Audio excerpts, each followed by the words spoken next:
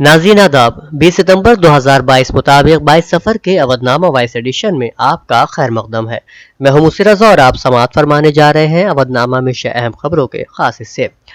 Avadhnama house Saket पल्ली में सालाना मजलिस सैयदुश्शुहदा का इनेकाद अमल में आया, जिसे हर साल की तरह इमसाल भी मशहूर और मारूफ न्यूरोफिजिशियन डॉक्टर असद अब्बास ने खिताब करते हुए कहा कि जुल्म और इस्लाम एक जगह जमा नहीं हो सकते। इस्लाम का चेहरा इल्म, किरदार, हुसैनियत और इंसानियत का चेहरा है। अपने कैरेक्टर से दूसरों को मुतासिर करने का नाम इस्लाम है। इस्लाम सिर्फ किसी एक खानदान, किसी एक कौम, किसी एक मुल्क के लिए नहीं आया, बल्कि तमाम इंसानों के लिए आया है।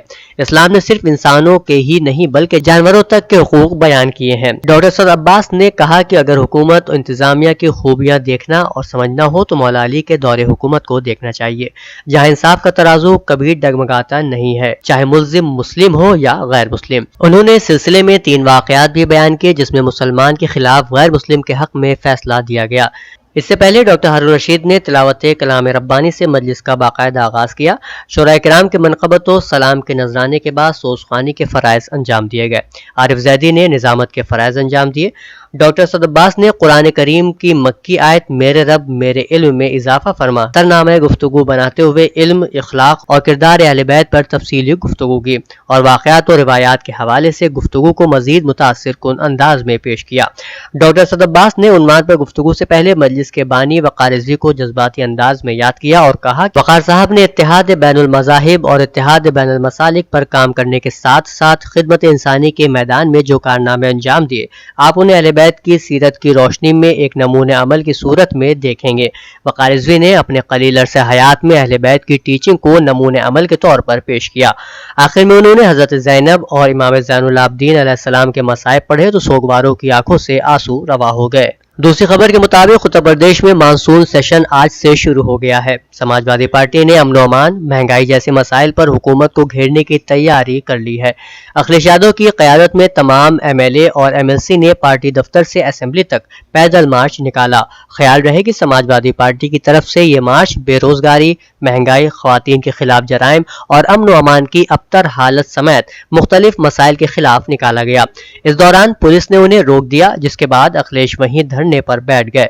वज़ीर आला योगी आदित्यनाथ ने पीर को असेंबली के मानसून सेशन शुरू होने से पहले मेन अपोजिशन जमात समाजवादी पार्टी के अरकान असेंबली के बगैर पेशगी इजाजत के पैदल मार्च करने की कोशिश पर तंज कसते हुए कहा, SP से ज़वाबित की पाबंदी करना और अक़दार को मलहूज़ रखने की तवक्को करना तसव्वुर से बालातर है। पंजाब के साबिक वज़ीर आला और पंजाब लोक कांग्रेस के सरबराह कैप्टन अमरिंदर सिंह आज अपने सैकड़ों वफादार हामियों के साथ भारतीय जनता पार्टी में शामिल हो गए और अपनी पार्टी को BJP में जम कर लिया। BJP के मरकजी दफ्तर पर बहुत ज्यादा हुजूम के दरमियान मरकजी वज़रा नरेंद्र सिंह तोमर और किरण रिजिजू और पंजाब BJP सदर अश्वनी शर्मा ने कैप्टन सिंह और सरकर्दा लीडरों को अंग वस्त्र पहनाया और रुकनियत की पर्ची और गुलदस्तों के साथ BJP में उनका इस्तकबाल किया। वफ़ इमलाक पर जारी नाजायज कब्जों और जिला मजिस्ट्रेट के जरिए औकाफ के जमीनों की पैमाइश न करने वाले के खिलाफ मौलाना कल्ब जवाद नकवी ने ऐलान किया था कि वो 19 सितंबर को व्हील चेयर पर मार्च करते हुए जिला मजिस्ट्रेट की सरकारी रिहाइशगाह तक जाएंगे। लेकिन आज मौलाना ने बताया कि अफसरान ने उनके घर आकर यकीन दहानी कराई है कि 1 महीने में तमाम मसाइल को हल किया जाएगा।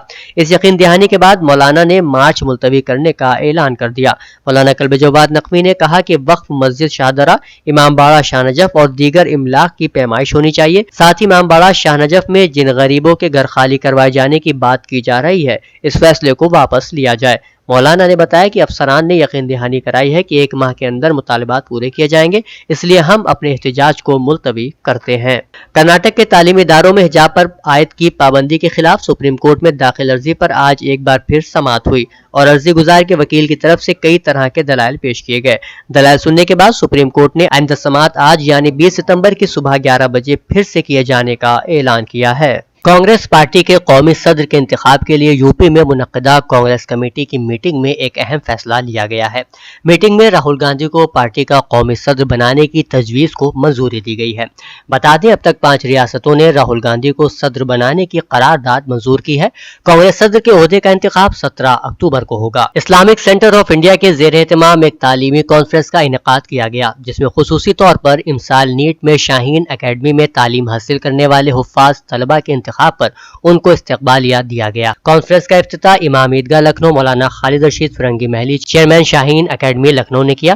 تقریب میں مہمان خصوصی کی حیثیت سے شاہین گروپ آف انسٹیٹیوشن کرناٹک کے چیئرمین ڈاکٹر عبدالقدیر نے شرکت کی اور مہمان اعزازی کے طور پر کنگ جارج میڈیکل یونیورسٹی کے پروفیسر مہدی عباس اور doctor M A Faridi principal Eram Medical College, Khwaja Faizi Younus director Eram Group of Institution نے شرکت کی۔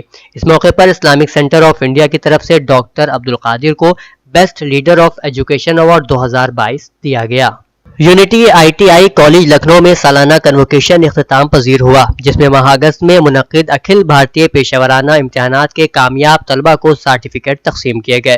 پروگرام کے مہمان خصوصی امریکہ میں ٹی ایم ٹی کے نمائندے مسٹر عاشق عباس نے کامیاب طلبہ کو دعائیں دی اور کامیاب زندگی کے لیے رہنمائی کی۔ تنظیم کے مینیجر ایس ایم مظہر نے بتایا کہ تنظیم کے 86 کامیاب طلبہ میں سے 36 طالبات ریاست کی میرٹ فہرست میں شامل ہیں۔ اودنامہ میں شائع جہانما خبروں کے مطابق امریکی صدر جو بائیڈن نے پھر کہا ہے کہ چین کے حملے کی صورت میں امریکہ تائیوان کا دفاع کرے گا، لیکن ایک سال میں یہ تیسرا موقع ہے جب صدر بائیڈن اکتوبر 2021 میں اور پھر اس سال مئی میں فوجی کارروائی کے وعدے کا اشارہ دینے میں سرکاری رخ پر قائم ہیں۔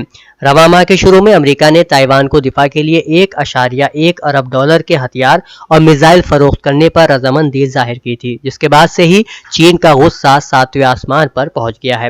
اس بیان کے بعد تائیوان کی وزارت خارجہ امور نے جو بائیڈن کی حمایت کا مخلصانہ خیر مقدم کیا ہے۔ اسلامی جمہوریہ ایران کے صدر سید ابراہیم رئیسی نے اقوام متحدہ کی جنرل اسمبلی کے اجلاس میں شرکت سے قبل ایک امریکی ٹی وی چینل کو دیے گئے انٹرویو میں کہا ہے کہ کسی ضمانت کے بغیر ایٹمی معاہدے کے تعلق سے کوئی بھی سمجھوتا بے معنی ہوگا۔ انہوں نے نیو یارک روانگی سے قبل کہا کہ نیو یارک میں قیام کے دوران کسی بھی امریکی عہدیدار سے وہ ملاقات نہیں کریں گے۔ انہوں نے یہ بھی کہا کہ ایران ایک اچھے اور منصفانہ سمجھوتے کے حصول کے لیے سنجیدہ ہے، لیکن اس سمجھوتے کی ضمانت ہونی چاہیے کہ امریکہ دوبارہ اس معاہدے سے نہ نکل سکے۔ عراق کے الفتح الائنس نے نئی حکومت کی تشکیل سے پہلے قبل از وقت پارلیمانی انتخابات کے امکان کو یکسر مسترد کر دیا ہے۔ دوسری جانب ناراض سیاسی رہنما مقتدیٰ صدر نے سیاسی رہنماؤں کے 3 رکنی وفد کے ساتھ بات چیت پر آمادگی ظاہر کر دی ہے۔ عراقی نیوز ایجنسی المعلومہ کے مطابق الفتح الائنس کے سربراہ ہادی العامری نے کہا ہے کہ پہلے نئی حکومت تشکیل دی جائے، انتخابی قوانین اور الیکشن کمیشن کے ڈھانچے میں ضروری اصلاحات انجام پائیں، اس کے بعد سیاسی جماعتیں تحلیل کر کے قبل از وقت انتخابات کرائے جائیں۔ انہوں نے کوارڈینیشن کمیٹی کی جانب سے عبوری وزیر اعظم پر عدم اعتماد کا اظہار کرتے ہوئے کہا کہ مصطفیٰ الکاظمی کی سربراہی میں قبل از وقت انتخابات ناممکن ہیں۔ اقوام متحدہ نے افغانستان میں لڑکیوں کی تعلیم پر پابندی کو افسوسناک اور شرمناک قرار دیتے ہوئے اس کی شدید مذمت کی ہے اور طالبان پر زور دیا ہے کہ وہ ملک بھر میں لڑکیوں کے لیے ہائی اسکول دوبارہ کھولیں تاکہ خواتین تعلیم حاصل کر سکیں۔ افغانستان میں اقوام متحدہ کے امدادی مشن یعنی UNAMA کے قائم مقام سربراہ نے کہا کہ آج بھی ملک بھر میں لاکھوں لڑکیاں تعلیم سے محروم ہیں۔ افغانستان میں لڑکیوں پر تعلیم پر پابندی شرمناک اور انتہائی قابل مذمت ہے۔ اودنامہ میں شائع مضامین کو مکمل طور پر پڑھنے کے لیے اودنامہ کی ویب سائٹ www.awadnama.com پر وزٹ کریں اور ای پیپر پر کلک کریں۔